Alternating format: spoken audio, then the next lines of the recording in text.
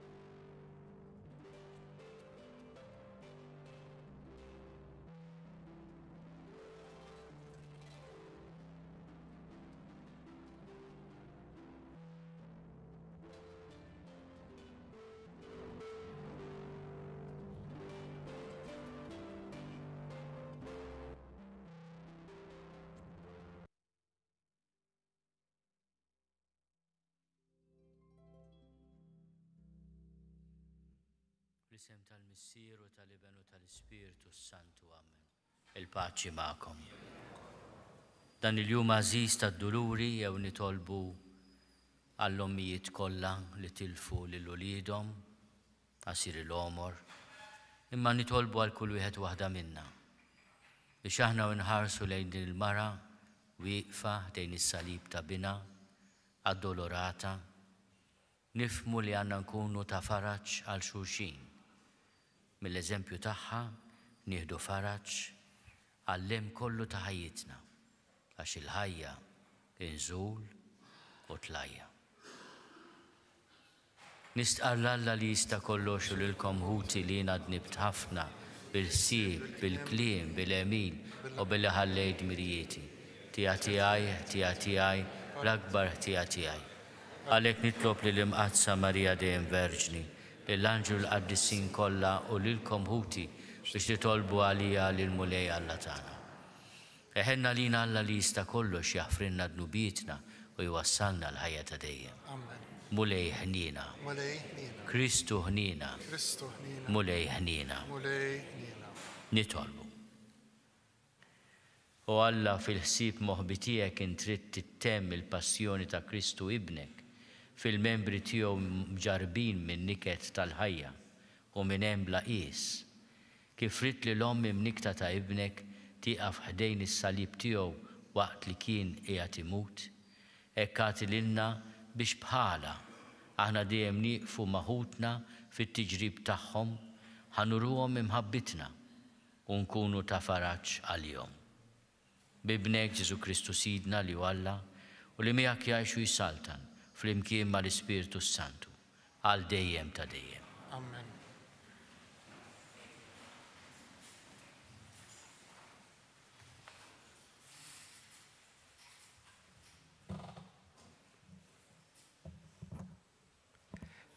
Qari mill-Littra lil-Lut.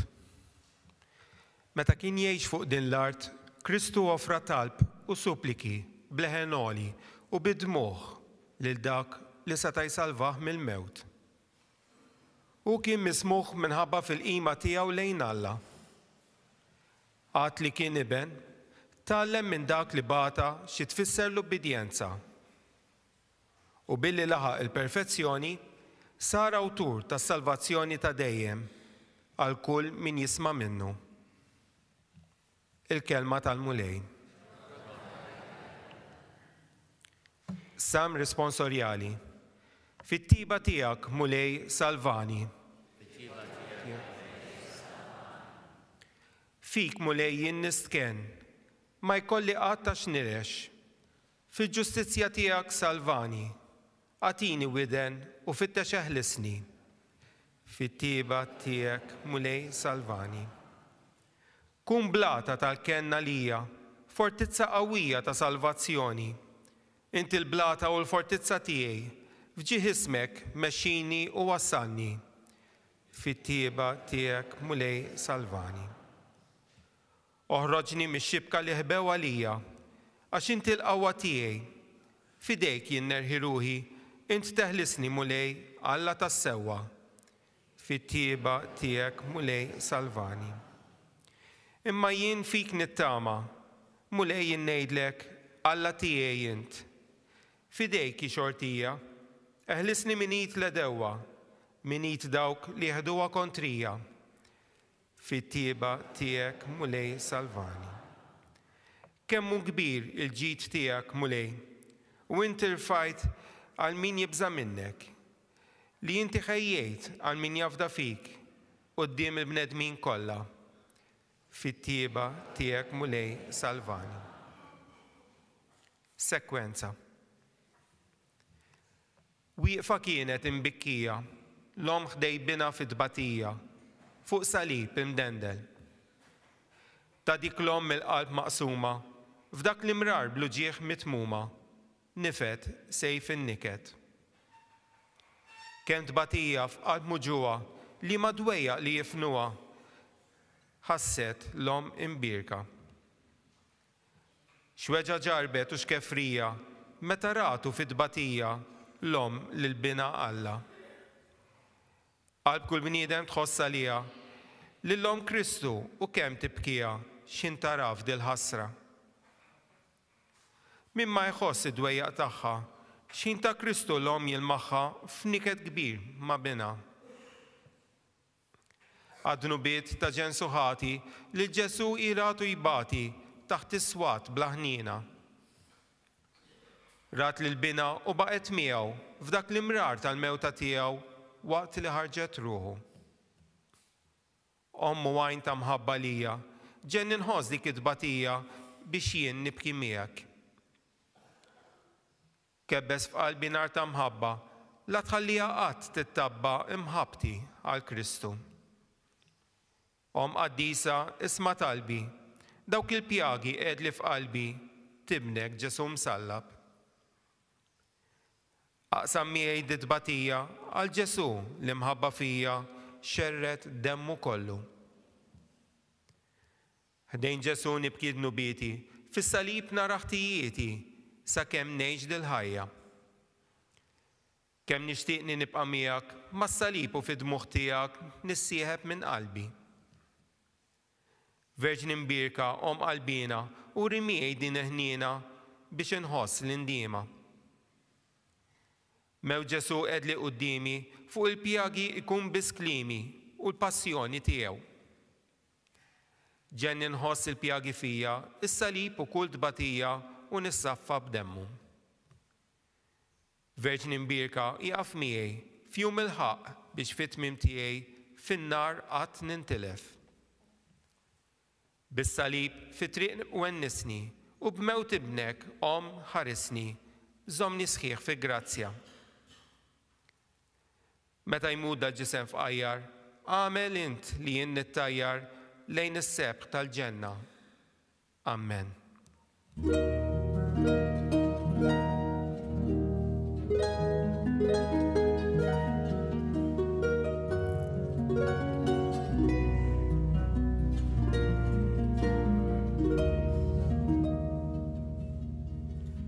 Ħinja l-Verġini imqazza Marija, għax tħaqqilha glorja tal-martirju li bla ma mietet ġarbet ħdejn is-salib tal-mulej.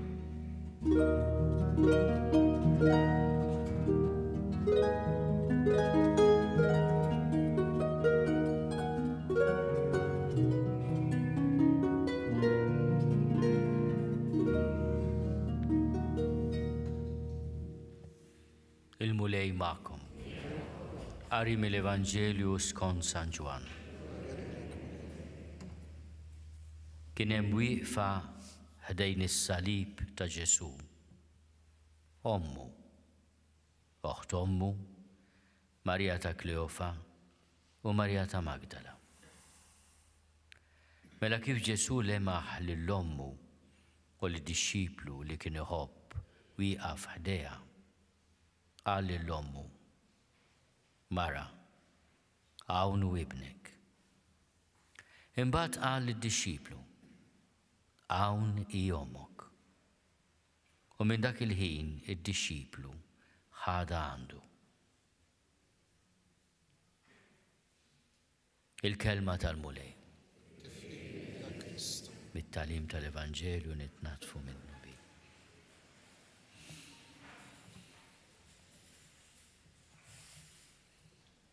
Hija silta għażiża din is-silta li għadna kemm smajna. Hemm diversi personaġġi. Ġesu fuq is-salib.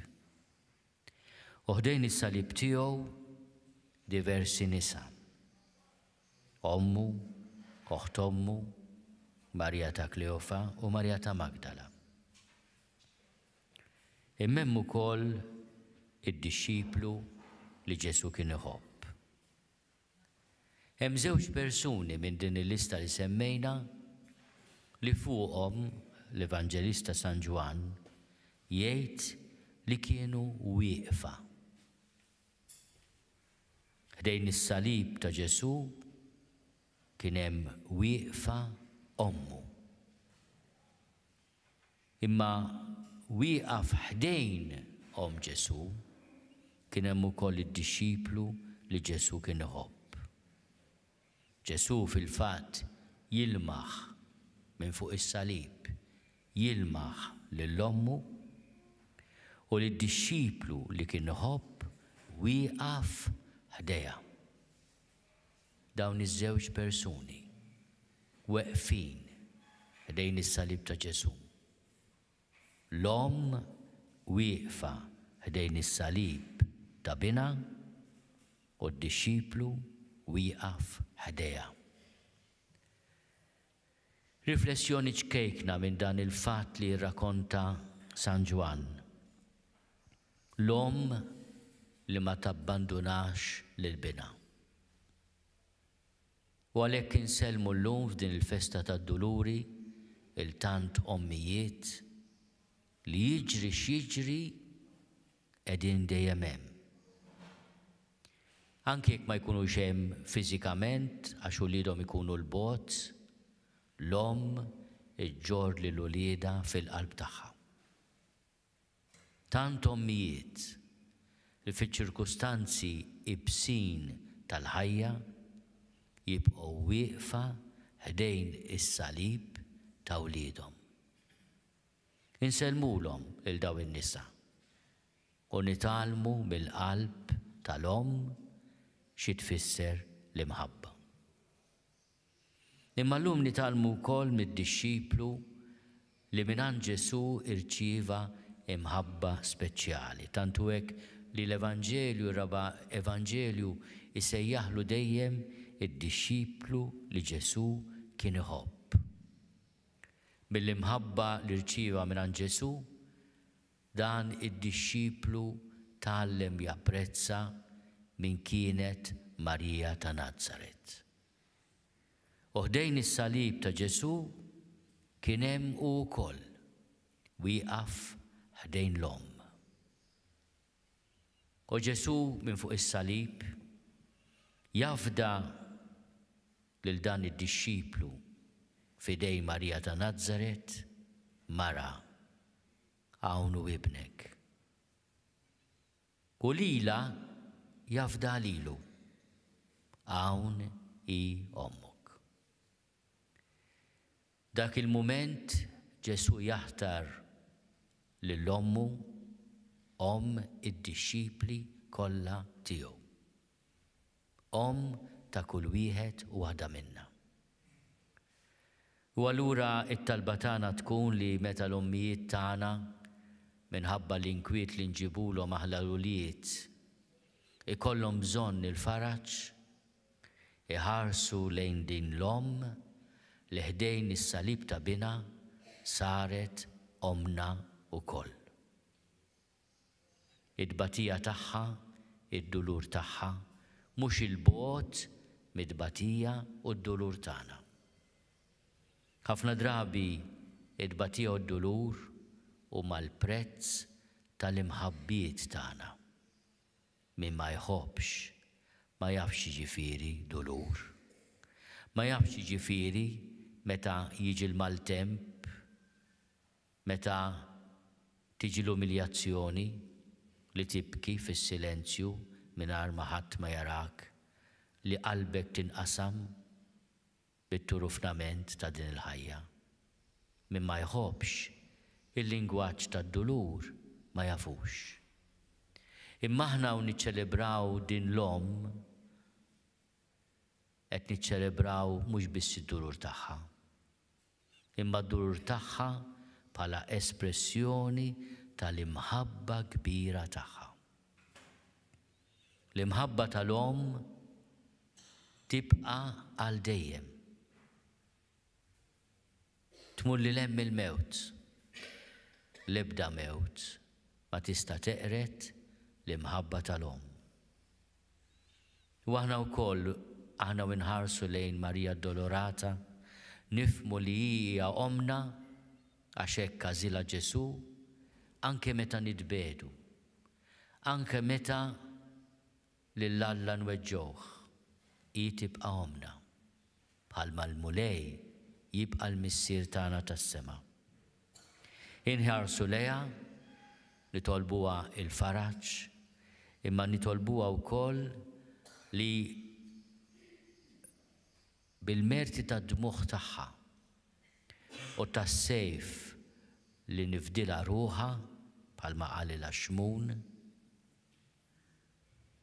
aħna inradbu l-qalb tagħna għal xulxin, għalina nfusna u lill-Alla ma nibżgħux nersqu lejh għax huwa għani fil-ħniena. Min irid jifhem kemm hu ħanin Alla jaħseb fil-prezz li ħallas ibnu biex jifdina. Iħares lejn l-om wieqfa ħdejn is-salib u jifhem li dik li ġiet imnisla mingħajr teba bkiet minħabba d-nubiet tagħna. Rat lil-bina għażiż minn xhur fuq is-salib minħabba d-nubiet tagħna. Prezz għażiż, prezz kiefer, prezz li jurik kemm inti għażiż, kemm inti għażiża quddiem Alla. Li l-fidwa ta' ruħna kellha jkollha prezz tant innoċenti, tant għażiż. Kien hemm wieqfa ħdejn is-salib ta' Ġesu ommu. Ejjew nitolbu f'din il-festa tad-duluri li aħna qatt ma nabbandunaw is-salib tal-ħajja, anke fit-tmiem il-mewt. Ħafna drabi meta nkunu f'diffikultajiet lejn tmiem il-ħajja, toħroġ minn qalbna dik it-talba mulej, ħenna lih, ħenna liha. U dik it-talba tkun fisser lil mulej iqarreb il-mument ta' tmiem il-ħajja. Imma dik it-talba m'għandha xejn x'taqsam mar-rieda li l-mewt inġibuha bidejna.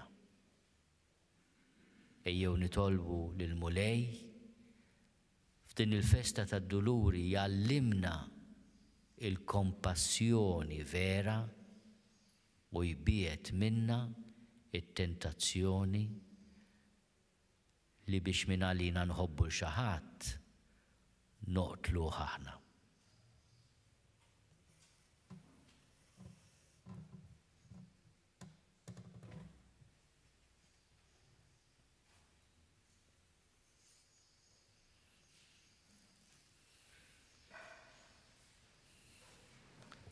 din il-festa għażiża ejjew niġbru t-talb tagħna l-ewwel qed nixtieqkom nitolbu ħafna qdusija tiegħu il-Papa biex il-mulejja tiegħ saħħa, erf, qdusija u paċenzja.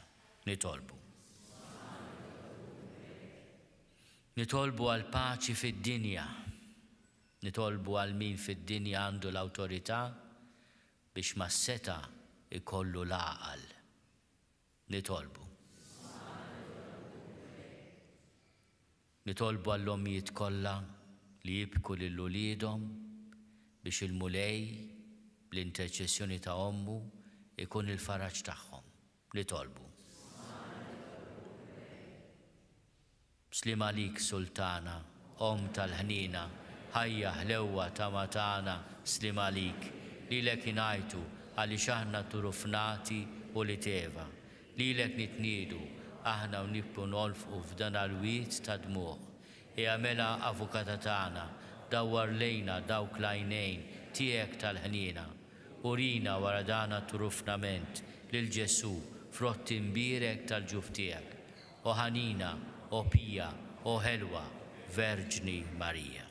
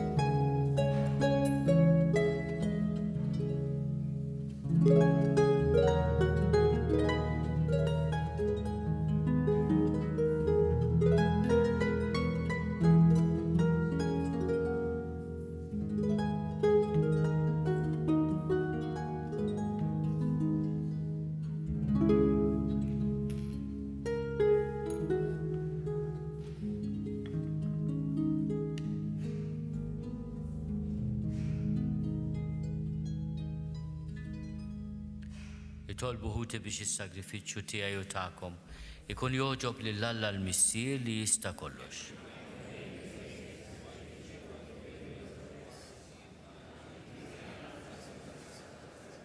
Fil-ħina tiegħek mulej ilqa' l-offerti ta' din il-familja tiegħek u ibdilhom fis-sagrament tal-fidwa tal-bniedem.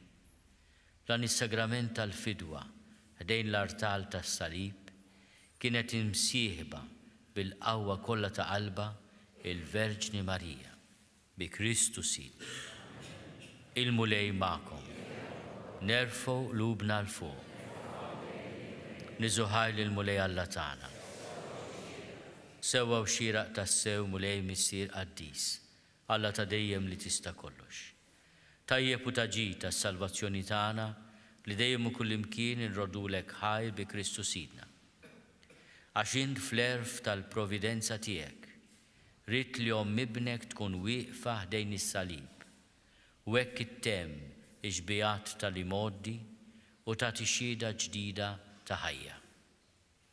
Hemm ħdejn is-salib il-Verġni Marija tiddi bħala Eva ġdida biex kif kienet mara li tat sema fid-dnub, hekk tkun mara wkoll li tagħti sema ħajkollna il-ħajja. Hemm ħdejn is-salib laqgħet bimħabba ta' lil bnedmin imxerda li bil-mewt ta' Kristu kienu reġgħu inġabru flimkien u hekk temmet il-misteru tal-Om Sion. Hemm ħdejn is-salib kienet ġbija tal-Knisja l-Arusa ta' Kristu. Il-Knisja li hija u tikkontempla l-Om Verġni qalbina iżomm sieħa l-kelma li tat lill-arus tagħha. L-ambezza mit-teddid u lanqas imfakka mill-persekuzzjonijiet. Għalhekk nissieħbu mal-qtajja tal-anġli u b'ferħ kbir infaħruk u ntennulek. Qaddis, qaddis, qaddis, mulej Alla tal-eżerċiti, Ismiltu l-art mimlija bil-glorja tijek. Osanna fl-oli ta' smewit. Imbirek minn ġej fissem il-mulej. Osanna fl-oli ta' smewit. Għaddis ta' sewint mulej. Inti lajn ta' kull dusija. Għaddis għalek nitolbuk dawn l-offerti bil-barka tal-Ispirtu tijek. Biex jisiru għalina l-ġisem u d-dem ta' Sidna Ġesu Kristu. Li meta kien sejnata biex minn rajħibati, ħal ħobs, rattil ħajr, qasam, tal id-disċipli tiegħu u qal, ħudu u kulu l-kol minn dan, għax dan huwa ġismi li jingħata għalikom.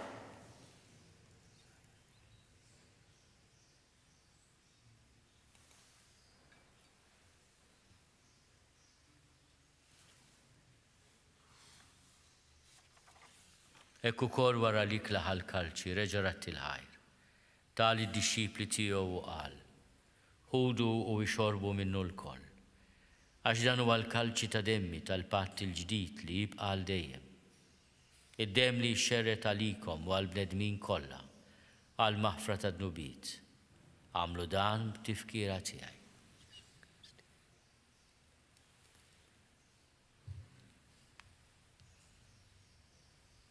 Dan hu l-misteru tal-fidi. Salvana int, o Salvatur tad-dinja, bis-salib u l-qawmin tiegħek inti fdejtna.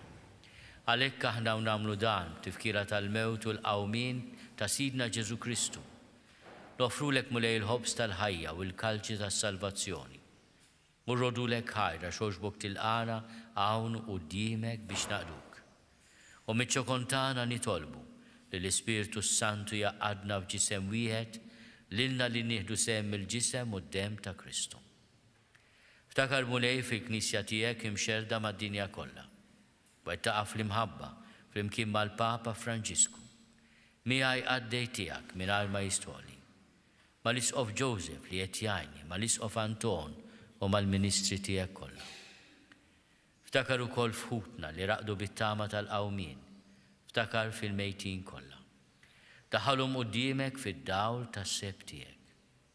Ħenna lina l-koll nitolbu, kagħti lilna wkoll il-wirt tal-ħajja ta' dejjem.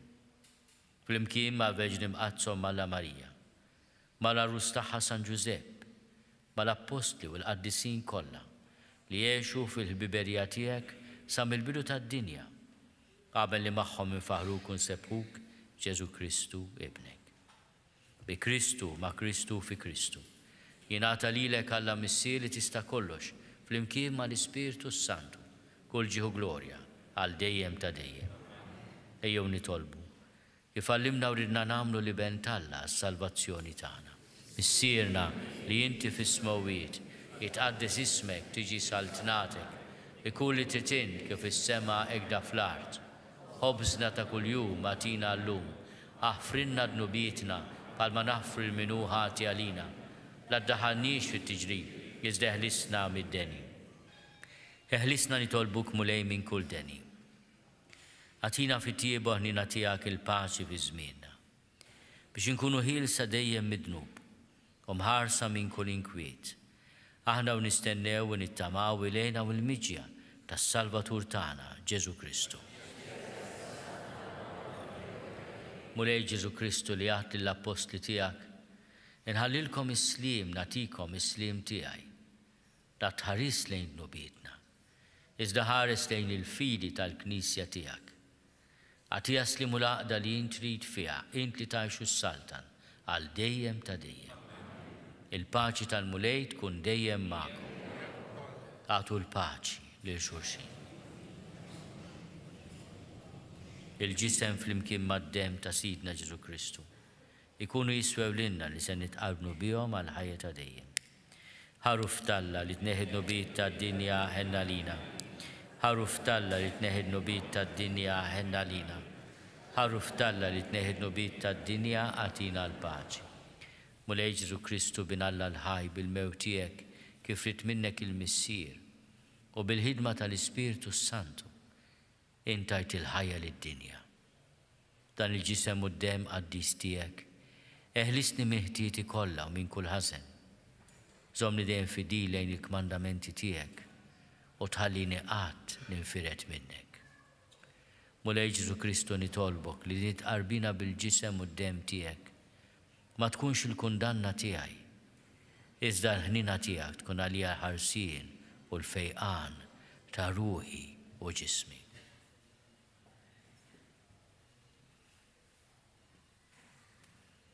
Danu l-ħaruf tal-Alla, danu li neħidnu bit tad-dinja.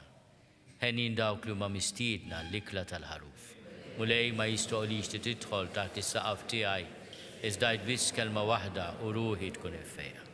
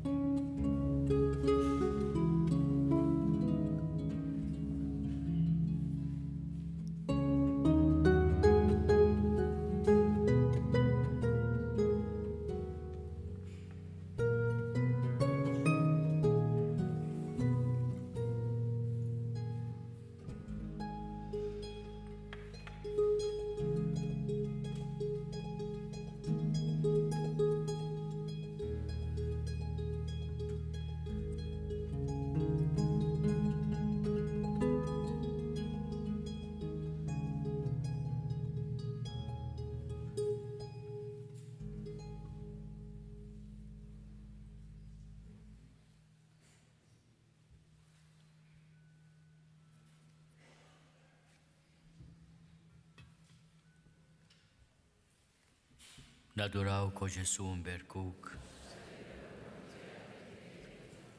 Nitolbu. Issa li tqarbilna bir-ran tas-salvazzjoni fiċ-ċokontana nitolbuk mulej biex l-Ispirtu Paraklitu jimla l-Knisja tiegħek u jissawwab bil-kotra fuq il-ġnus kollha għax dan kiseb Kristu, il-qassis il-kbir tagħna bis-sagrifiċċju tas-salib waqt li ommu kienet imsieħba fil-passjoni tiegħu u li għax jsaltan għal dej ta' dejjem.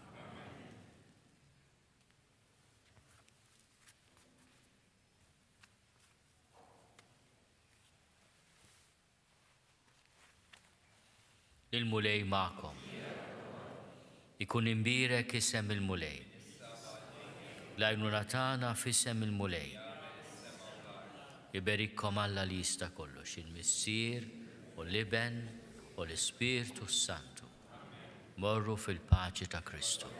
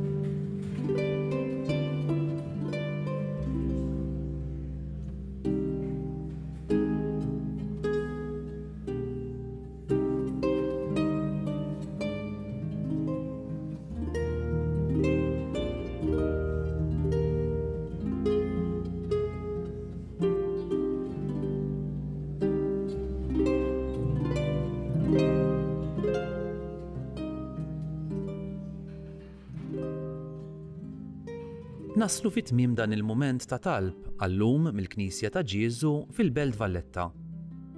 Il-lejla inħeġġukom tipparteċipaw fil-purċissjoni bl-istatwa tad-Duluri li ssir f'diversi parroċċi.